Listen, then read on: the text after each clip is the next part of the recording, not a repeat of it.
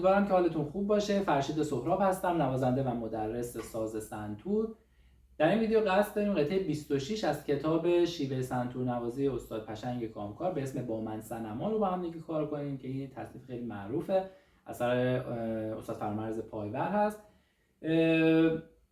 یه فعالیتی رو بچه‌ها شروع کردیم الان یه 2-3 هفته است و اون اینه که قصد داریم توی هفته به جای یک ویدیو 2 تا ویدیو رو آپلود کنیم و ویدیو دوم قطعه‌اش رو گذاشتم به انتخاب شما. قطعه‌ای که دوست دارید آموزشش رو بذارم، حالا چه از قطعات جلوتر این کتاب یا چه از قطعات دیگه‌ای که دوست دارید نوازندگیش رو یاد بگیرید، لطفاً برای من کامنت کنید و من اون قطعه رو میذارم تو برنامه آموزشی که به عنوان ویدیوی دوم هر هفته اون ویدیو رو براتون آپلود کنم. ممنون که از این کانال حمایت میکنید، چون میدونید که حمایت شماست که باعث دلگرمی ماه و باعث میشه بتونیم این فعالیتمون رو ادامه بدیم و به همین شکل پیش بریم. پس لطفاً کانال یوتیوب من رو سابسکرایب کنید، این پست رو لایک کنید، نظراتتون رو، سوالاتتون رو و قطعه‌ای که دوست دارید آموزش ببینید رو کامنت کنید و این پست رو با دوستاتون به اشتراک بذارید. ممنون که تا آخر ویدیو با من هستید. بریم که ویدیو خوب داشته باشیم. خب قطعه 26 تصنیف با من صنما، این قطعه 6/4 هست. ما قبلا قطعه 6/4 زدیم توی قطعه 20. اگر اون رو ندیدید حتما برید ببینیدش. ما میدونیم وقتی قطعه 6/4 یعنی در هر میزان معادل 6 تا نوت سیاه وجود داره و دور ریتمیک ما، دور شمارش ما 6 تایی میشه. میشماریم 1 2 3 4 5 6 و با هر ضرب یا با هر شماره معادل یه نوت سیاه میزنیم. و چون توی قطعه نوت چنگ داریم، طبق روال همیشه و اضافه میشه تو شمارشمون. میشماریم 1 و 2 و 3 و 4 و 5 و 6 و نکته‌ای که ممکنه جدید باشه اون علامت اس هست که بهش میگیم سینو. این علامت هم یه جور علامت تکراره و وقتی اضافه میشه به قطعه که ما قبلش از علامت دولا خط تکرار استفاده کرده باشیم. الان ببینید قطعه رو که ما خط اول رو که میزنیم آخر خط دولا خط تکرار هست که باید این خط تکرار بشه. خط دوم رو هم میزنیم، میرسیم به اواسط خط دوم که دولا خط تکرار داره، باید برگردیم از ابتدای خط دوم این قسمت رو تکرار بکنیم. بعد که تکرار کردیم علامت سینو رو داریم، یعنی باید برگردیم از اول قطعه که اولین علامت سینو رو داشتیم این قسمت رو دوباره تکرار بکنیم. این چون قبلش از دولا خط تکرار استفاده کرده مجبوره که بیاد از یک علامت دیگری برای تکرار استفاده بکنه. پس این علامت هم همون معنای تکرار رو داره ولی خب به فرم دیگریه.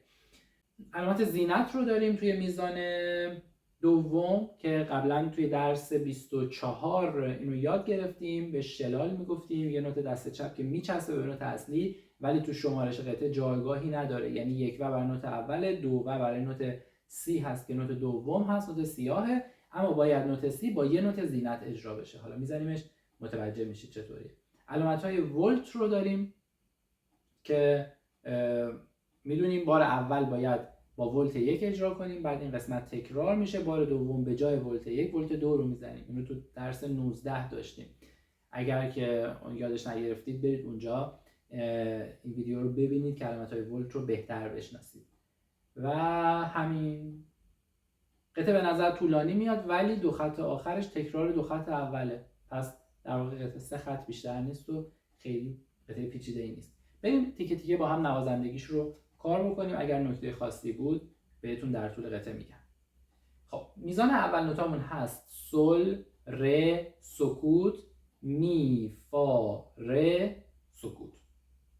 پس شد سل، ر، سکوت، می، فا، ر، سکوت. با شمارش اگه بخوایم بزنیمش 1 و نوت اول، 2 و نوت دوم، 3 و سکوت، 4 و میشه می فا چون 2 تا نوت چنگه، 5 و میشه نوت سیاه و 6 و هم دوباره سکوته. پس میشه 1 و 2 و 3 و 4 و 5 و 6 و.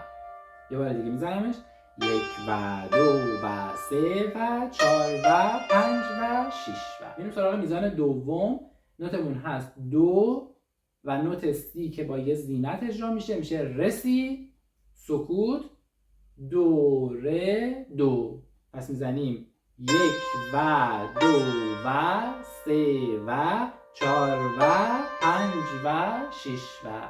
یه بار دیگه میزنمش یک و دو و سه و چهار و پنج و شش و.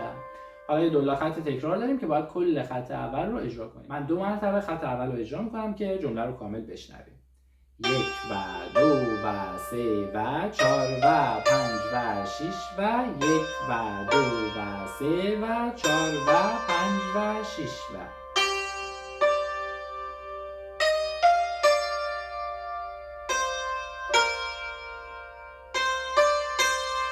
این از خط اول. میریم سراغ جمله بعد. خط دوم 2 تا جفت داریم، جفت صلح زرد و سفید و جفت دو، 3 و سکوت، 4 و نوتمون هست ر می، 5 و نوت 2، 6 و هم سکوته. پس میزنیم 1 و 2 و 3 و 4 و 5 و 6 و. یه بار دیگه 1 و 2 و 3 و 4 و 5 و 6 و. میزان بعد سی دو لا، یعنی اون دو زینت لا هست، سی دو لا سکوت، سی لا صلح. میشه 1 و 2 و 3 و 4 و 5 و 6 و هم که سکوته. پس کل این جمله یعنی خط دوم تا اینجا میشه 1 و 2 و 3 و 4 و 5 و 6 و 1 و 2 و 3 و 4 و 5 و 6 و. که اینو باید دوباره اجرا بکنیم. اینو که دوبار زدیم علامت دالسینو رو داریم که باید برگردیم از اول دوباره این دو خط رو تکرار بکنیم. خب میریم سراغ جمله بعد. میزان آخر خط دوم جفت دو زرد و سفید، جفت صلح سفید و پشت خرک و بعد سکوت لا سی صلح. پس شد دو صلح سکوت لا سی صلح. میشه 1 و 2 و 3 و 4 و 5 و 6 و. یه بار دیگه میزنم 1 و 2 و 3 و 4 و 5 و 6 و. خط سوم میزان اول جفت اول جفت فا هست، باز دوباره سفید و پشت خرک، این جفت فا. بعدی جفت می هست، نوتی که روی خط اول و علامت کرون داره میشه خرک اول سیمای سفید و اون بالایی که بین خط 4 و 5 و علامت کرون داره میشه خرک اول پشت خرک. پس این جفت میشه جفت می، خرک اول سفید و پشت خرک. پس یه جفت فا و بعدش یه جفت می، سکوت فا صلح، دوباره همون جفت می تکرار میشه. پس این میزان میشه 1 و 2 و 3 و 4 و 5 و 6 و. یه بار دیگه 1 و 2 و 3 و 4 و 5 و 6 و. پس این دو تا میزان از میزان آخر خط دوم نوتمون شد 1 و 2 و 3 و 4 و 5 و 6 و 2 و 3 و 4 و 5 و 6 و. میزان سوم خط دوم جفت دو جفت فا، دو فا، بعدش سکوت صلح لا فا، باز دوباره فاش جفته، دو فا سکوت صلح لا فا با شمارش 1 و 2 و 3 و 4 و 5 و 6 و. میریم میزان آخر خط سوم که همون ولت 1 هست که توی بار اول باید بزنیمش. باز دوباره جفت میکرون داریم، خرک اول سفید و پشت خرک و بعد یه دونه تک ر. میزان ضرب سوممون سکوته، ادامهش می فا صلح. یه نکته‌ای که اینجا داریم البته قبلا داشتیم اینه که چون که نوت می اول این قطعه توی اون جفته علامت کرون گرفته، تأثیر این علامت تا آخر میزان باقی میمونه. یعنی این نوت می هم که الان میخوایم بزنیم چون قبلش می کرون شده تو همین میزان، پس این می هم کرونه، پس باید پایین خرک اول بزنیم. یعنی می فا صلح رو از خرک اول پشت خرک شروع میکنیم، میزنیم می فا صلح. پس این میزان میشه می ر سکوت می فا صلح. میشماریمش میشه 1 و 2 و 3 و 4 و 5 و 6 و. پس کل این جمله از میزان آخر خط دوم به این شکل میشه یک و دو و سه و چهار و پنج و شش و یک و دو و سه و چهار و پنج و شش و یک و دو و سه و چهار و پنج و شش و دو و سه و چهار و پنج و شش و حالا دوباره برمیگردیم تکرار میکنیم. این بار فقط ولت 2 به جای ولت 1 اجرا میشه، یعنی به جای اینکه جفت می رو پایین بزنیم که می کرونه، جفت می میاد بالا، می اینجا هست، میزان اول خط چهارم که ولت 2 هست رو داریم میزنیم، جفت می میاد بالا، تک ر روی سیمای سفید و سی دوره. پس بار دوم این قسمت به این شکل میشه.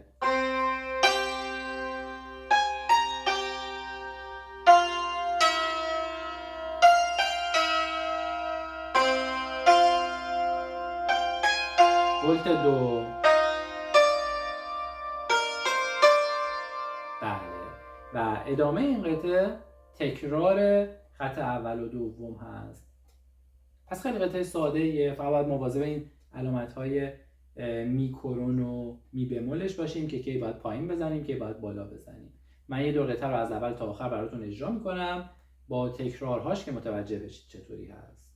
یک و دو و سه و چهار و پنج و شش و یک و دو و سه و چهار و پنج و شش و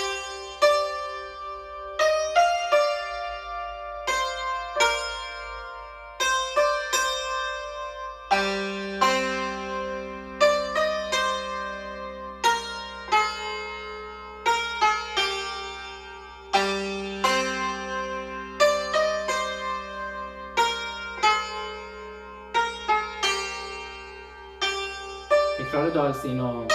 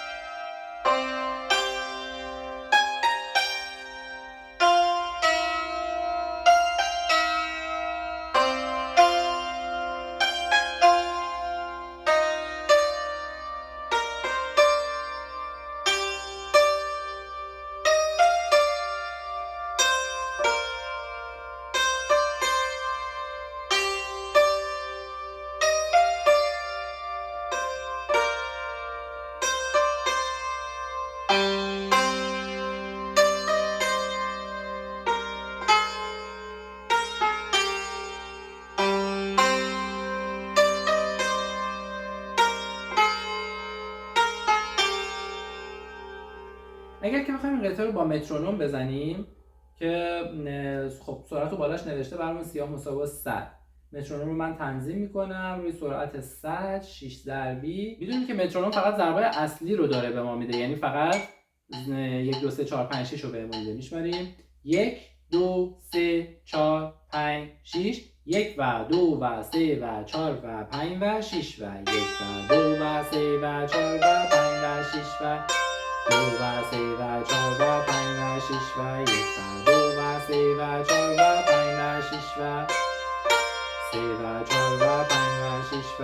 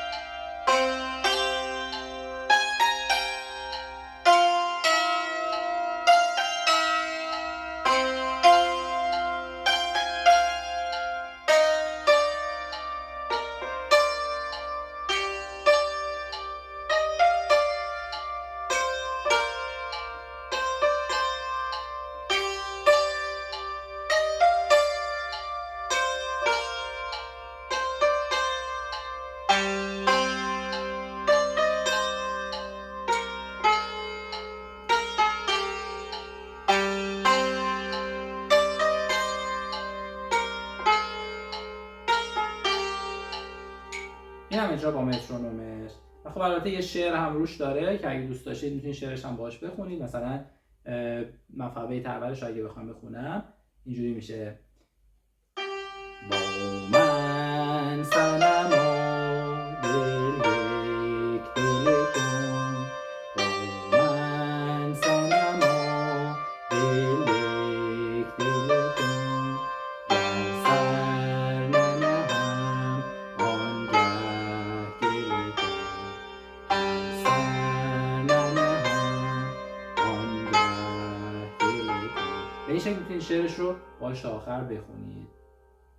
جلوتر که رفتیم یکم حرفه‌ای تر شدیم، میتونیم اینو با تکنیک های خودش اجرا بکنیم که تکنیکاش هم با تکنیکش هم براتون اجرا میکنم. البته زیاد تکنیک خاصی نیست، سری ریز و سرمضرابه که بهش اضافه میکنیم ولی خیلی قطعه رو زیباتر میکنه. جلوتر حتما با هم دیگه کار میکنیم که تکنیک ها رو هم یاد بگیریم.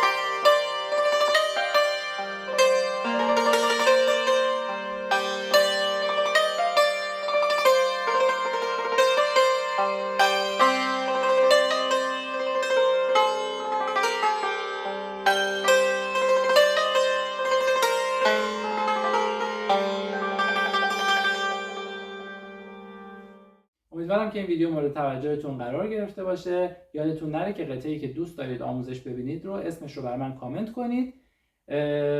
ممنون میشم که کانال یوتیوب من رو سابسکرایب کنید، این پست رو لایک کنید، نظرات و سوالاتتون رو کامنت کنید و این پست رو با دوستاتون به اشتراک بذارید. ممنون از شما.